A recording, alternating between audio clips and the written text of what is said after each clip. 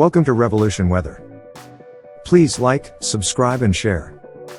If you have forecast questions, please comment below. Now, let's look at the latest ECMWF forecast model. A significant winter storm appears possible in North Dakota on Thursday, October 22nd.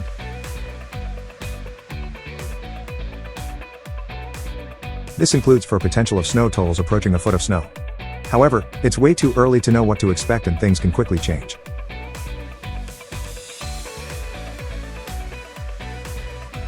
Like normal this time of year, forecast models can be unreliable and struggle at times. However, decent model agreement exists as well as run-to-run consistency, so odds are relatively high a winter storm will occur. Keep checking back to Revolution Weather for updates as we get closer.